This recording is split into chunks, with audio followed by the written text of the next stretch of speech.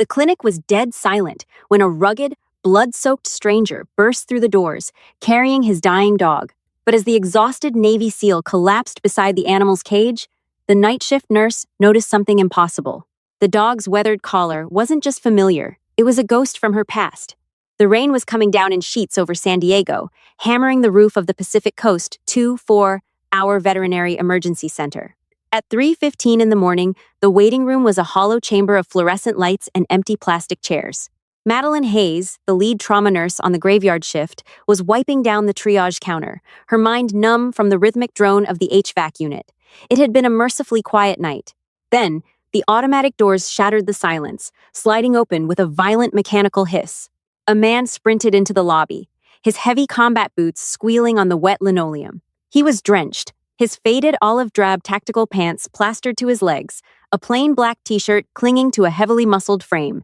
But it was the bundle in his arms that sent Madeline's heart into her throat.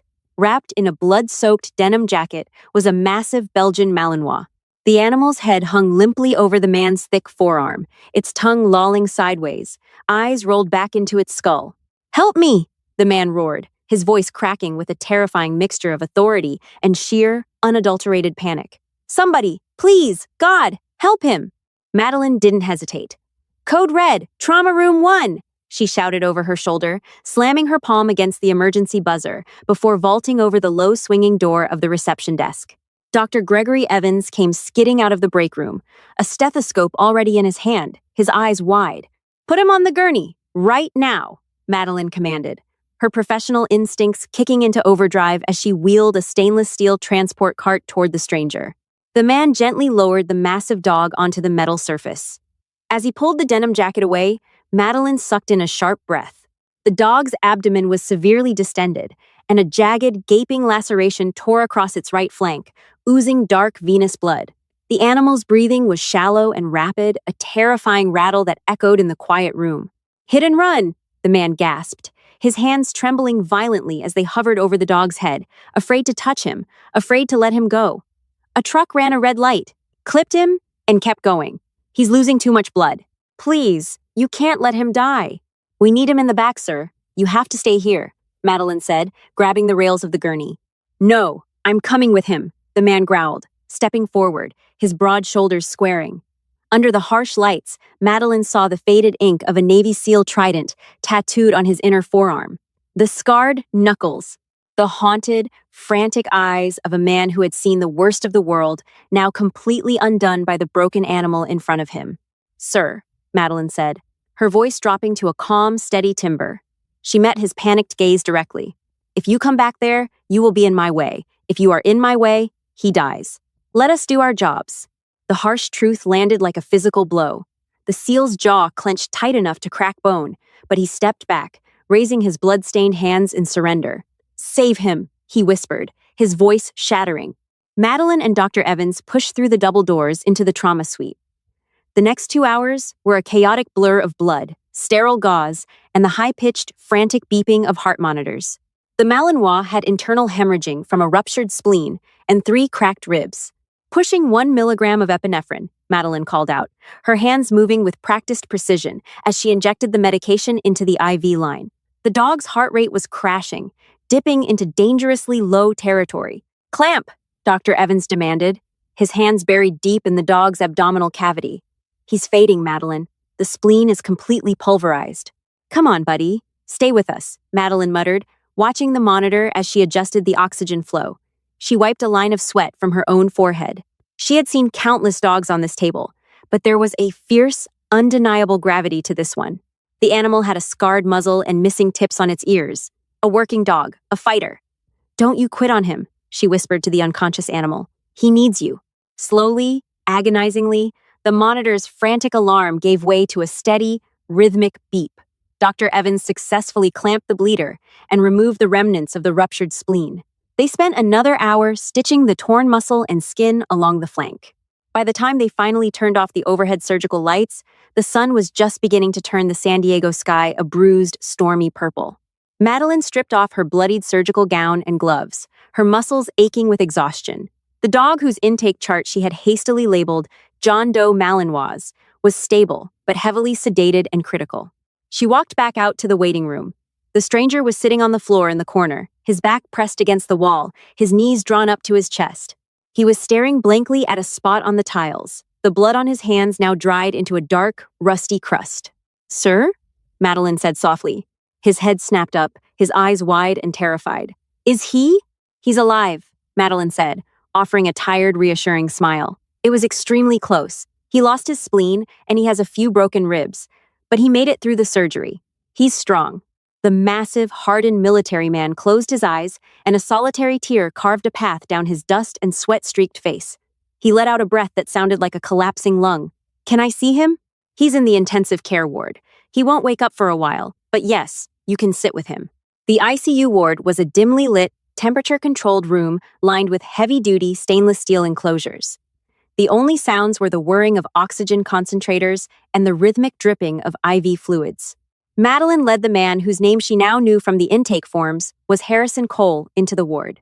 The Malinois was lying on a thick pile of heated blankets in the largest lower cage, an oxygen mask loosely strapped over his scarred snout. Madeline pulled up a rolling stool for Harrison, but he ignored it. Instead, he dropped heavily to the cold linoleum floor right beside the steel grating of the door. He pressed his face against the cold metal bars, sliding his large, calloused fingers through the gaps to gently stroke the soft fur behind the dog's ears. "I'm here, buddy," Harrison whispered, his voice thick with emotion. "I got you. You're gonna be okay." Madeline watched them from the doorway for a long moment. There was a profound, unspoken language between a military handler and his working dog. She knew it intimately. Her older brother, Nathan, had been a Navy SEAL dog handler. Growing up, Nathan's letters home were less about his own safety and more about his canine partner, a ferocious but fiercely loyal Malinois named Bones. When Nathan's convoy was hit by an IED in Helmand Province 3 years ago, the military had informed the family that both Nathan and Bones had perished in the blast. The loss had hollowed Madeline out, driving her to pour her grief into saving every animal she could. Seeing Harrison on the floor, keeping a silent, desperate vigil over his dog, brought a fresh ache to Madeline's chest. She quietly stepped out of the ward to give him privacy, returning to the triage desk to process the surgical notes. An hour later, the sun was fully up. Madeline prepared a fresh bag of saline and a dose of pain medication, carrying them quietly back into the ICU. Harrison had fallen asleep. Exhaustion had finally claimed him. He was lying on his side on the hard floor, his arms still extended through the bars, his hand resting protectively over the dog's massive paws. Madeline smiled softly, stepping carefully over his outstretched legs to reach the IV pole. As she swapped out the fluid bags, her hip brushed against a small stainless steel prep table adjacent to the cage. On it sat the belongings that had been removed from the dog prior to surgery. The blood-stained denim jacket, a heavy-duty tactical leash, and the dog's collar. Madeline reached out to move the collar aside to make room for her clipboard. As her fingers brushed the material, she froze. This wasn't a standard-issue military nylon collar, nor was it something bought at a pet store. It was heavily customized. The base was a thick, olive-drab tactical webbing, but woven over it was an intricate, tight layer of 550 military paracord in a distinct king cobra pattern. The cord alternated between desert tan and a very specific, rare shade of maroon. Madeline's breath hitched in her throat. The room seemed to tilt, the humming of the oxygen machines suddenly sounding like a roaring ocean in her ears. With trembling hands, she picked up the heavy collar, the maroon cord. She remembered scouring 3 different surplus stores in San Diego to find that exact color because it was Nathan's high school football team's color. She had woven this exact collar. She remembered the blisters on her thumbs from pulling the tough nylon cord tight. She remembered sitting on the porch of their childhood home, laughing with Nathan as she presented it to him just days before his final fatal deployment. "It's indestructible, Maddie," Nathan had said, grinning as he fastened it around Bones's neck. "Just like us." Madeline's heart was hammering against her ribs like a trapped bird. No, it's a coincidence. It has to be a coincidence. Millions of people weave paracord collars. Desperate for sanity, she flipped the heavy collar over in her hands. Nathan had always complained about the jingling noise standard dog tags made on stealth missions, so Madeline had done something unique. She had taken a small, flat piece of brass, hand-stamped it, and used heavy-duty rivets to secure it flat against the inside of the collar, resting flush against the dog's neck. Her thumbs traced the inner webbing. She felt the hard, rectangular outline of the metal plate. A tear broke free, tracking hot down her cheek. She rotated the collar under the dim light of the ICU overhead bulb, rubbing her thumb over the tarnished brass plate to clear away the grime and dried blood. The uneven, hand-struck letters stared back at her. Bones Handler. N. Walker. USN. Team 3. A choked, strangled gasp escaped Madeline's lips. She dropped her clipboard, the plastic clattering violently against the floor. Harrison jerked awake instantly, his combat instincts snapping him from deep sleep to high alert in a fraction of a second. He sat up, his eyes darting around the room before locking onto Madeline. She was standing frozen, her face pale as a sheet, trembling violently as she clutched the bloody collar to her chest. She stared down at the sleeping, scarred Malinois in the cage, then shifted her wild, tear-filled eyes to the rugged seal sitting on the floor. "Where did you get this dog?" Madeline whispered, her voice cracking, barely audible over the machines. Harrison frowned, rubbing his face, clearly disoriented and defensive. "What? That's my dog. His name is Titan." "Don't lie to me," Madeline choked out, stepping closer, holding the collar out with a shaking hand, her finger pointing directly at the hidden brass plate. "His name is Bones. And 3 years ago, the United States Navy told my family he was blown up in the Helmand province alongside my brother." Harrison's entire body went rigid. The color drained from his weathered face. He looked from the collar, up to Madeline's tear-streaked eyes, and a profound, terrifying realization dawned on his features. "Maddie?" Harrison breathed out, the name catching in his throat. You're Nathan's little sister?" The clinical hum of the intensive care ward seemed to completely evaporate, leaving behind a suffocating, heavy silence. Madeline stood absolutely paralyzed, her knuckles turning bone white as she gripped the bloodied paracord collar. Her mind was frantically trying to reject the reality standing in front of her. The United States Navy had delivered a folded flag to her family. They had presented a mahogany box, solemn handshakes, and a devastating narrative. Her brother Nathan, alongside his loyal canine partner Bones, had been killed instantly in a catastrophic improvised explosive device detonation in the dusty, unforgiving deserts of Afghanistan. There were no remains of the dog to send home. That was the official story. That was the unshakable truth her family had mourned for 3 agonizing years. Yet here, sitting on the cold linoleum floor of a veterinary clinic in San Diego, was a rugged Navy SEAL who knew her nickname. And bleeding out in the cage beside him was a dog wearing a collar she had woven with her own 2 hands. "How do you know who I am?" Madeline whispered, her voice fracturing into a desperate, trembling rasp. She took a step backward, her medical clogs squeaking against the pristine floor. "Who are you, and why do you have my dead brother's dog?" Harrison Cole slowly climbed to his feet, holding his hands up in a placating, non-threatening gesture. He looked completely shattered, the formidable, muscular operative suddenly appearing incredibly small under the harsh fluorescent lights.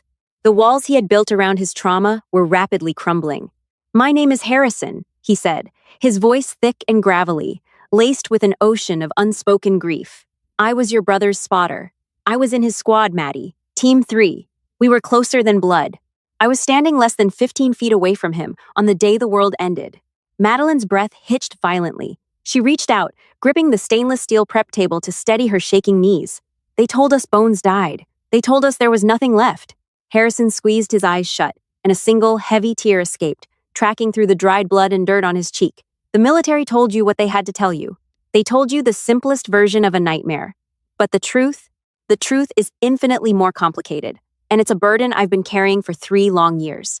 He leaned against the metal bars of the dog's cage, looking down at the heavily sedated, scarred Malinois breathing steadily through the oxygen mask.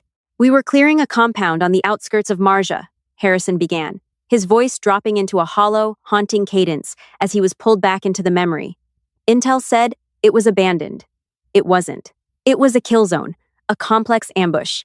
Before we even breached the main courtyard, the ground gave way. Nathan was on point. Bones was out front, sweeping for explosives. But the IED was buried too deep, wrapped in thick plastic to mask the chemical signature. By the time Bones caught the scent and locked up to signal us, it was too late. The triggerman was watching from a ridgeline." Madeline choked back a sob, pressing her free hand over her mouth. She had tried so hard to avoid imagining the final moments of her brother's life. Now, the grim reality was being painted in agonizing detail. "Nathan knew," Harrison continued, his voice breaking. "He saw the shift in the dirt. He knew exactly what was about to happen, and in that split second, your brother didn't dive for cover. He didn't try to save himself, Maddie. He dove forward. He threw his entire body over Bones, trying to shield the dog from the upward force of the blast, and he yelled at me to get back. Harrison's chest heaved, his massive shoulders trembling as the phantom echoes of the explosion rang in his ears. The blast threw me backward through a crumbling mud wall. When the dust finally settled, the firefight was deafening. I crawled back through the rubble. Nathan was gone. He took the brunt of the shrapnel. He died a hero, saving his partner. But beneath him, buried in the sand and his handler's blood, Bones was still breathing. Madeline let out a shattered weep, sinking slowly to the floor. Harrison immediately knelt down opposite her, maintaining a respectful distance but offering his profound, shared sorrow. The dog was completely broken, Harrison whispered gently. Bones had severe shrapnel wounds, permanent hearing loss in his left ear, and a catastrophic amount of psychological trauma. When we finally medevaced back to Bagram Airfield, the base veterinarians took him into emergency surgery. They patched him up, but he was fundamentally changed. He wouldn't eat. He wouldn't let anyone touch him. He would just stare at the door, waiting for Nathan to walk through. Why didn't they send him home to us? Madeline demanded, tears streaming down her face, her chest tight with righteous anger. He was Nathan's. He belonged with his family. Because he was classified as military equipment, Harrison explained bitterly, his jaw clenching, and broken equipment gets discarded. The top brass evaluated him and determined he had severe PTSD. He was deemed too unstable for adoption, too aggressive to be reassigned to local law enforcement, and medically unfit to return to duty. The official paperwork was drawn up to have him humanely euthanized. To spare the family the bureaucratic agony, and because it was easier on the unit's morale, the commanding officer authorized the report, stating the dog perished in the initial blast alongside his handler. They lied, she hissed, looking at the tarnished brass plate on the collar. They did, Harrison agreed softly, but I couldn't let it happen. I couldn't let Nathan's ultimate sacrifice be in vain. I couldn't let the dog he gave his life to protect be put down in a cold kennel thousands of miles from home. So, I did something incredibly illegal. I forged a commanding officer's signature, bribed a sympathetic flight mechanic on a C-17 transport plane, and smuggled the dog off the base. Madeline stared at him, her eyes wide with shock.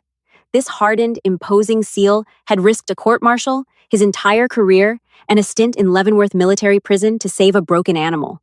I renamed him Titan to avoid the manifests, Harrison said, smiling sadly at the sleeping dog. When I got back stateside, I took him to a secluded cabin in Montana. I spent 2 years rehabilitating him. It took 6 months just to get him to sleep through the night, without waking up screaming.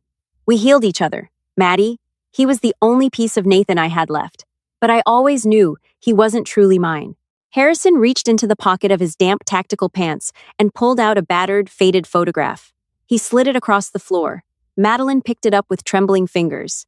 It was a picture of Nathan, grinning broadly in his desert camouflage, with a younger, unscarred Bones sitting proudly at his side. On the back, in Nathan's familiar, messy scrawl, were the words, "If I don't make it, bring him to Maddie. She'll know what to do." He made me promise before that deployment, Harrison said, wiping his eyes. I brought him to San Diego a week ago. I've been sitting in a motel 2 miles from your house, trying to find the courage to knock on your door, to look Nathan's sister in the eye, and tell her I lived while her brother died. Tonight, I couldn't sleep. I took him for a walk to clear my head. We were crossing the intersection, and a drunk driver in a pickup truck blew the red light. I tried to pull him back, but the truck clipped him. Harrison bowed his head, utterly defeated. I promised Nathan I would protect him. I promised I would bring him back to you safe, and I failed. No, Madeline said fiercely, her voice suddenly finding a core of absolute, unyielding strength. She reached across the gap and placed her hand firmly over Harrison's trembling, scarred knuckles. You didn't fail. You brought him back to me. You saved his life in the desert. You healed his soul in the mountains, and you carried him here tonight. You kept your promise, Harrison. The heavy atmosphere in the intensive care ward slowly began to lift as the morning light filtered through the frosted glass windows, casting a warm, golden glow across the sterile, stainless steel cages. The storm outside had finally broken, leaving behind a clear, vibrant San Diego sky. For the next 4 hours, Madeline and Harrison sat together on the floor of the clinic, sharing stories of the man they both loved and lost. Harrison spoke of Nathan's bravery, his relentless humor under fire, and the unbreakable bond he shared with his four-legged partner. Madeline shared childhood stories, painting a picture of the deeply compassionate boy who grew up to be a warrior. The shared grief, once an unbearable solitary burden for both of them, began to transform into a bridge of profound understanding and healing. At 9:30 a.m., Dr. Gregory Evans stepped into the ward, checking the monitors. His vitals are incredibly strong, the veterinarian noted, looking at the charts. The sedation is wearing off. He should be waking up any minute now. As if on cue, a low, groggy whine emanated from the cage. Madeline and Harrison instantly scrambled closer to the bars. Inside the enclosure, the massive Belgian Malinois shifted weakly. His eyelids fluttered, revealing deep, intelligent amber eyes. The dog let out a heavy sigh, his nose twitching as he took in the sterile smells of the clinic. "Hey, buddy," Harrison whispered softly, leaning against the metal grate. "Easy now. You're safe. You're okay." The dog's ears swiveled toward Harrison's familiar voice. He let out a soft, reassuring thud with his tail against the heated blankets, acknowledging his savior. But then, the dog's nose twitched again. He took a deeper, more intentional sniff of the air.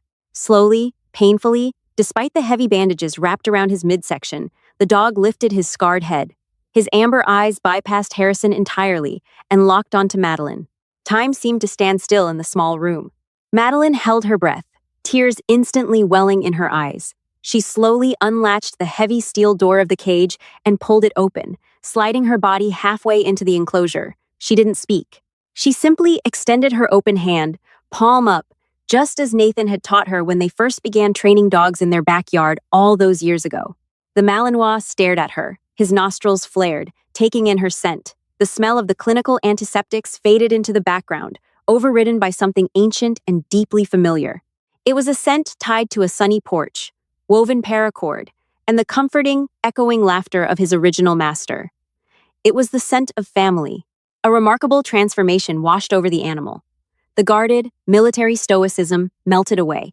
The dog let out a high-pitched, emotional whimper that sounded heartbreakingly like a human sob.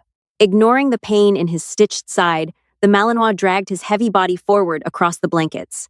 He didn't just sniff Madeline's hand. He aggressively pushed his massive, scarred snout deep into her chest, burying his head against her scrubs.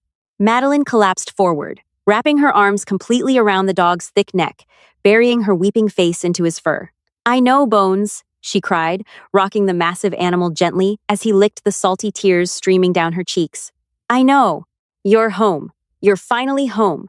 Harrison watched the reunion from the doorway of the cage, leaning his head back against the wall, his own chest heaving with silent, cleansing tears. The suffocating weight of survivor's guilt that had crushed his lungs for 3 long years finally evaporated into the morning air. He had done it. He had brought his brother's spirit home. Over the next 3 weeks, the Pacific Coast Veterinary Clinic witnessed a miraculous recovery. Bones, no longer hidden behind the alias Titan, proved his resilience once again. His incisions healed cleanly, his energy returned, and the light in his amber eyes burned brighter than it had in years. When the day finally came for his discharge, Madeline walked out of the double-sliding doors of the clinic, the morning sun warming her face. She held a heavy-duty tactical leash in her hand. At the end of that leash was a massive, proud Belgian Malinois, sporting a newly washed, maroon and tan paracord collar with a hidden brass plate resting firmly against his neck. Waiting for them beside a dusty, battered pickup truck in the parking lot was Harrison Cole. He looked different, lighter, the haunted shadows banished from his eyes. Madeline walked up to him, the dog immediately leaning against Harrison's leg in greeting. She looked up at the rugged seal, a gentle, promising smile playing on her lips. "He's going to need a lot of long walks to rebuild his stamina," Madeline said softly, her eyes holding his. "And I have a feeling he's going to miss his spotter. Are you staying in San Diego, Harrison?" Harrison reached down, scratching Bones behind his missing ear tip before looking back up at Madeline. The deep connection forged in the fires of their shared loss sparked with the undeniable promise of a new beginning. "Yeah," Harrison smiled, the expression reaching his eyes for the first time in years. "I think I'm exactly where I'm supposed to be." If this incredible true story of loyalty, sacrifice, and the unbreakable bond between a military working dog and his family touched your heart, please hit the like button. Share this video with your friends and family to honor our brave veterans and their canine companions. Don't forget to subscribe to our channel and click the notification bell so you never miss a miraculous reunion. Leave a comment below, sharing your own pet rescue stories today. Thank you all for watching. Hi, my name is Tran Tan, the owner and manager of Noble Tales.